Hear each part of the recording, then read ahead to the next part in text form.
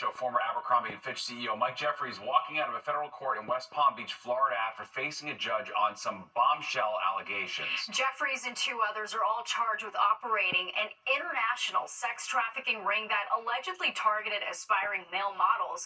Lisa Evers was in downtown Brooklyn as the indictment was unsealed. She breaks down the charges. U.S. Attorney for the Eastern District, Breon Peace, announced the charges of sex trafficking and interstate prostitution against former Abercrombie & Fitch CEO Mike Jeffries, his romantic partner Matthew Smith, and alleged middleman James Jacobson. The 16-count indictment states that from 2008 to 2015, they used the fake promise of modeling jobs to lure men as young as 19 into phony tryouts, which were actually staged sex events where they were held captive. To anyone who thinks they can exploit and coerce others by using the so-called casting couch system, this case should serve as a warning. Prepare to trade that couch for a bed in federal prison. The federal indictment claims the victims were forced and held against their will. The defendants pressured the men to consume alcohol, Viagra, and muscle relaxants known as poppers during the sex events.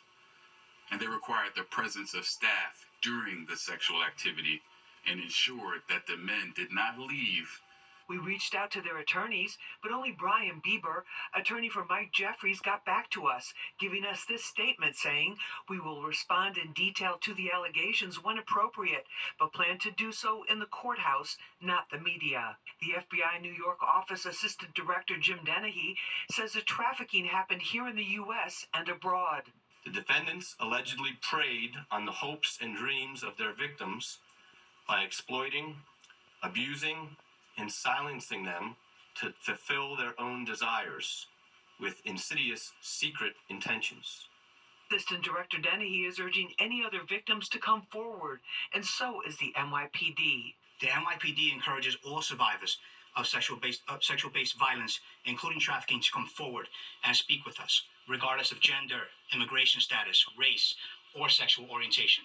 The three co-defendants were arrested in other jurisdictions, but they'll be brought to the federal courthouse in Central Islip on Friday to be arraigned there at 3 p.m. on these charges. If they're found guilty, the statutory minimum is 15 years with a maximum of life behind bars and asset forfeiture. In downtown Brooklyn, I'm Lisa Evers, Fox 5 News.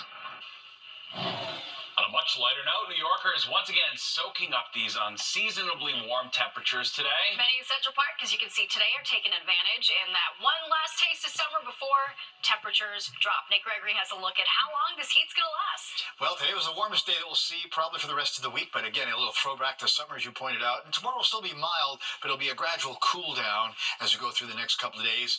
But still, it's also going to be dry, so our drought problems will continue. Look at the records for today: 82 at Islip, the old record 77 in 1979, and then 80 and 77 for both JFK and Bridgeport. Those old records also 77, but back in 1975. All right, let's go on and check out what we have as far as highs for the day.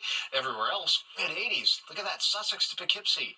Low 80s, you went from the city down to Belmar and then out towards the island. Even in East Hampton, they got into the upper 70s. And again, we've cooled it down a little bit now, but really, considering the time of the year, the average high should be at 62, right? We're at 66 right now, 64 Poughkeepsie, 60s to eastern Pennsylvania, just slightly cooler as you get to the east end. Wind is out of the south, about 5 miles an hour. That will continue tonight into tomorrow. Might be a touch breezy as we head into tomorrow as well. Close-up satellite again, nothing going on nearby, and so our futurecast is going to show nothing going on into tomorrow. Sunshine returns.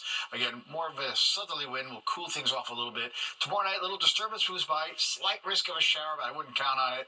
And then Thursday, again, we'll see a return to sunshine. But upper 40s, low 50s suburbs tonight, upper 50s in the city, mid-70s for most areas tomorrow with sunshine. Steve and Natasha. Very nice. All right, thanks, Nick. On Long Island, Suffolk County can finally get reimbursed for infrastructure repairs caused by severe weather on August 18th and 19th. This includes dams, roads, and bridges washed away by those storms. The governor says President Biden has approved her request for a major disaster declaration. The governor also says she is still waiting to hear about the state's application for individual federal assistance to help homeowners. We've grants in place now to help individuals. I believe the income threshold is about $230,000 and less. They can get $50,000. What that does is it doesn't solve the problem, but it also, if someone's starting to have black mold come in or something that could compromise the infrastructure of a building, that you can start making repairs and remediate the condition before it gets much worse. As we go on, Lewis County is also eligible for those federal funds. A federal judge in New York today ordering Rudy Giuliani to turn over several assets to two former Georgia election workers. The women won a $148 million defamation judgment against him for lies that he spread about them after the 2020 election. The judge ruled Giuliani must give them possession of his New York City apartment, estimated to be worth more than $5 million, as well as sports memorabilia, furniture, and jewelry. However, the judge let him keep his Florida apartment and 3 World Series rings for now. And with 2 weeks until Election Day, Mayor Adams has not been campaigning for Vice President Kamala Harris, and some are wondering why. He told reporters that he's too busy running the city. And last week, Donald Trump seemed to support Adams during the Al Smith dinner, so today we asked him more about that. He asked you point blank if you would disavow former President Donald Trump's support. To me, it didn't seem like you answered, and you said that there are problems on both sides. So I just wanted to give you a chance to answer here. I answered point blank. People need to vote on these issues that are important. I can't even get it clear of that. Adams has made it clear that he believes he is being persecuted by the Justice Department for pushing back against the Biden administration's border policies. And new tonight, Eric Adams will be facing another challenger in the race to be the next mayor of New York City. State Assemblyman Zohran Mamdani will officially throw his hat into the ring tomorrow night. He's promising a lot of things, including freezing rent for New York's rent-stabilized tenants, eliminating fares on city buses, and installing dedicated loading zones. Mamdani will be the 5th Democratic candidate running for mayor. Well, the Yankees heading back to the Fall Classic. But you're going to have to pay a pretty penny even for the cheap seats. And coming up, we go back in time to compare ticket prices to the World Series from nearly a century ago. All right, and a familiar voice to New Jerseyans is suing the city of Wildwood. Why a very recognizable voice to anyone who's been on the boardwalk over the past 50 years, says her voice was used without her consent.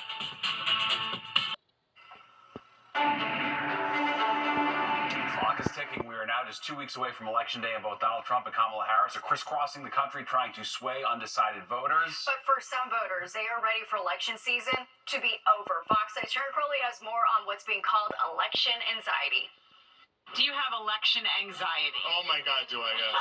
And I want it to be over. Either way, it has to end. Maybe you're feeling this way too. There's a lot of anxiety. I'm nervous. I'd like to vote as soon as possible, and I'd like this sort of be past us. As the presidential campaign enters the final stretch, pressure is building, and not just among the candidates. One is lying about the other. Very negative, very, very upsetting. Clinical psychologist Dr. Jeff Gardier has a name for what some voters are feeling right now. Call it election anxiety. Studies are showing, and a lot of experts do agree, that the constant and disturbing news cycle, especially around the election, will take a toll on an individual physically, emotionally, and certainly with regard to their overall mental health. Both candidates are courting the Latino vote on this day. Former President Trump is meeting with Latino leaders in Florida. Vice President Harris is doing an interview with Telemundo. As candidates amplify the rhetoric in these final days of the campaign, it's easy to see how voters can feel overwhelmed.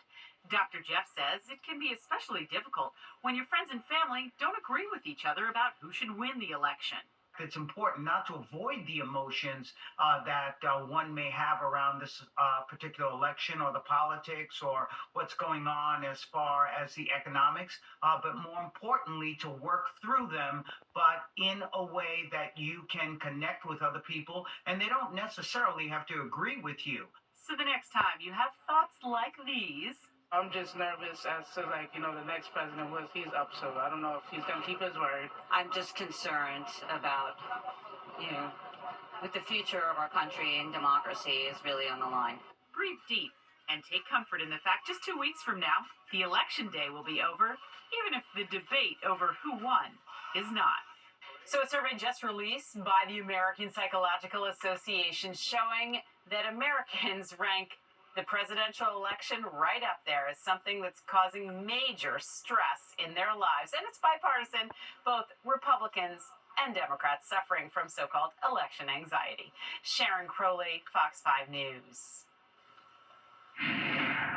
J.D. Vance making his pitch to voters in the battleground state of Arizona. Vance campaigning in Tucson and Peoria today, his fourth visit to the state since he was named the VP nominee in July.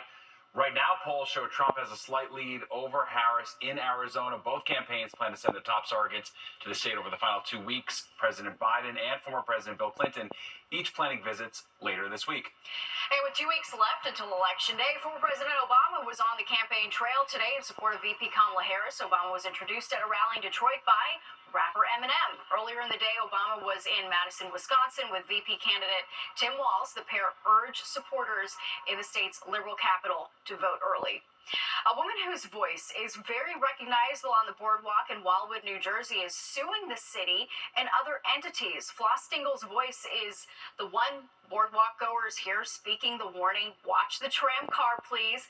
Well, a friend recorded her speaking the phrase back in 1971, but she says she hasn't been paid for the use of that recording. While the defendants have sold toys, T-shirts, other memorabilia that incorporate her voice, she's not received a single dime from this, while they've received millions of dollars. So her attorney says she's suing now after all these years because her attempt to get a copyright failed. She also learned last year that toys with her voice were being sold for profit. All right. Yeah. Well, the Yankees set for their first World Series in 15 years, and even the cheap seats will set you back over $1,000. So how did today's prices compare to World Series in the past? Fox 5's Arthur Chan takes a look. The history runs so deep on this story, our dive into the Fox 5 archives dug up footage, and it was all in black and white. We dug up some prices too, so buckle up because what we found may rock your world. In the 1940s, when the Yankees first faced the Dodgers, the then Brooklyn Dodgers, in the World Series, $70 could get you into 4 games. In 1981, when the Yankees played the LA Dodgers, $20 seats were being scalped for $100 on the street, which some New Yorkers were turning down. And now, in 2024, the lowest price for seats start at around $1,100. Here's what New Yorkers think about how times have changed. I think it's so expensive. Talk about the Yankee on the game, it's amazing, but the price, I mean, damn, it's too much. There are 2 main factors in driving the price of World Series tickets up. The first, cost of payroll. The union and free agency really began in 1976, and it's been on a payroll spiral since then. Baseball players in the 1940s weren't making anywhere near the massive salaries they make today, so ticket prices could be low and still cover a team's payroll. Dan Schlossberg is author of the Hank Aaron book, Home Run King. The players had to have jobs during the winter to support themselves because they didn't make enough money playing ball. In fact, Hank Aaron, his picture is behind me here. When he left home to sign with his first professional team, the Indianapolis Clowns, his mother gave him $2 in his pocket and a ham sandwich. The other factor, the World Series features 2 iconic teams from the 2 largest markets in the country, with a lot of history between the 2 teams. And also rare these days, with the playoff formats and wildcard teams, the Dodgers and the Yankees this year were the top-seeded teams. All of it driving up demand, which drives up, prices. The amount of demand we're seeing from both fan bases, obviously a lot of Dodgers fans in New York, a lot of Yankees fans in LA. Certainly we expect that prices can fluctuate and in many cases actually increase as you get closer to the game. The experts have some advice if you want to find the least expensive ticket, and that is to purchase a single ticket. Buy it as an individual. They say when you buy tickets, buy 2s, buy 4s, it gets more expensive. And they say whatever you do not buy it over social media or in cash out on the street, but as New Yorkers, we know that, right? In Midtown, Arthur Chien, Fox 5 News. And paint the town seafoam green. The city is holding a ticker tape parade this week to celebrate the Liberty winning the WNBA championship. You can watch coverage right here on Fox 5 Thursday at 10 a.m. A miscalculation causes the death toll by Hurricane Helene to drop. That's right. We'll take a look at more on what caused that mix-up. Plus, pets are getting into the spooky spirit. Find out the latest Halloween trends for dogs and cats. The news on Well, the number of people killed when Hurricane Helene roared through North Carolina has dropped dramatically. That's right. Officials are now reporting as many as 30 fewer deaths. The county previously reported 72 people died from the historic storm, but now they have raised that number down to 42. Officials say one of the reasons for the decline is people who passed away from other causes. The Associated Press reported there were 246 deaths across multiple states from Helene. That number has now dropped to 214. New York City launching a new weapon to win its war on rats. It's birth control. The rodent contraception is supposed to be more humane than rat poison. Kendall Green explains how this new approach is part of a pilot program named after the city's beloved Flacco the owl. New York City's rat problem is a public affair. When you're out, chances are you'll notice. So are the rats, and they're hard to miss. We have to avoid walking up our block on 77th because we know at night they'll just be up and down, left and right. So we walk on 79 because it's quieter. The city has tried a wide range of approaches to address them, some winning over praise. The garbage bins were actually a great idea. Last month, City Council approved a new measure to address the city's rats, coined Flacco's Law, named after the famous owl who escaped the Central Park Zoo and died a year later with rat poison in his system, which may have contributed to his death. The city's year-long pilot program pivots from rat poison by setting rat traps with rodent birth control, meant to attract rats who then eat them and become sterilized as a result. 2 rats can have up to 15,000 offspring in 1 year, and that includes their litters, the litters of their litters, and the litters of their litters, because they can reproduce pretty quickly and at a young age. So if we can get that down by 90%, that's going to make a huge difference in the city. Kathy Nizari, an advocate for urban wildlife, is all for the plan. Monthly, inspectors measure the volume of pellets consumed after they're distributed to determine whether the plan is working. Matthew Diodato, a pest control operator who kills rats using carbon monoxide, on the other hand, is skeptical of the approach. We show a state, city, municipality, hey, here's 30 dead rats in a bucket here. Here's a bag, count them. This is a proven method, right? But if I just said, hey, look, we did all this, pay me my money, and you're like, but we didn't see any result. We're still seeing no dead rats. We see no population decrease. So how do we know this works? But for those rerouted by rats, hopeful the city can once and for all reduce the number of rodents, they're open to any fresh ideas. So what do you think about that approach? Try anything, honestly. I totally, why not? Kendall Green, Fox 5 News. Flacco would be proud. His Yeah, that's legacy lives on. Get them on the pill ASAP. All right, well, Halloween, not just for people. More pets are getting in on the spooky celebrations, and the numbers just prove it. 71% of dog owners plan to dress up their pup for Halloween, with Chucky being the #1 dog costume and LeBron James being the top cat costume. This is all according to a new Rover.com survey. 21% of pet parents will coordinate their costumes with their 4-legged friend, and about a third will pass out dog treats in addition to candy. LeBron James being the top cat costume. I need more some info more to something, yeah. questions. Yeah. All right.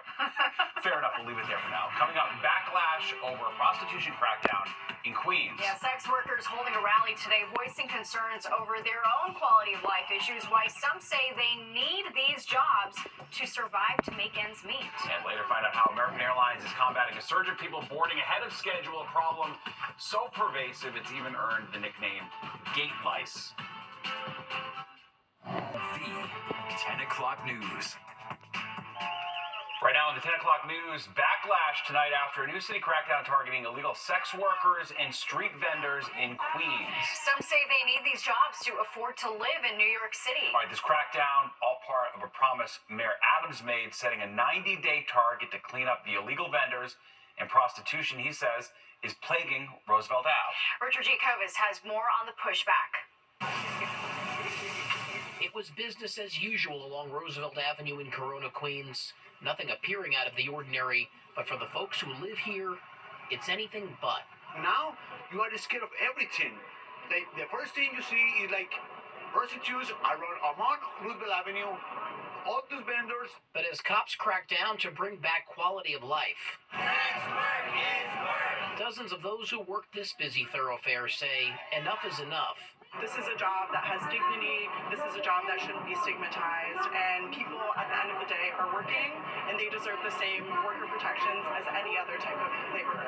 Amalia Valentine is a current sex worker who joined together to support who she calls vulnerable community members, prostitutes who walk up and down Roosevelt Avenue, including immigrants, transgender individuals, and working class people of color. It very much feels like I'm trying to exist, my community's trying to exist, and simply by existing, we are making people upset and being attacked. Many people in our community are doing sex work because they need to be able to pay for rent.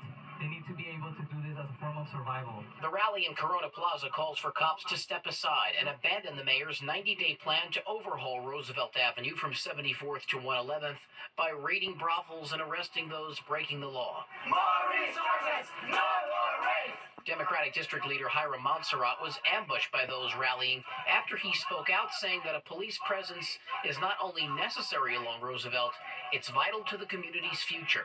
This is an urban crime zone. We have had hundreds upon hundreds of prostitution, brothels, drug sales, drug gangs, and we needed it cleaned up. We appreciate the governor and the mayor hearing the call of the people to make us safe. We need our cops. But those leading the fight on the other side say this is about their livelihood, and they have every right to be here. New Yorkers and regular people who live in Queens who are just making a living, working, and existing on Roosevelt Ave. And cops will continue their crackdown. They busted yet another brothel last night. Meanwhile, NYPD community affairs officers were on Roosevelt Avenue for much of the day patrolling. The plan is to continue patrolling into the new year until Roosevelt Avenue can come back to what it used to be. We're in Corona, Queens. Richard Giacobas, Fox 5 News. Well, it's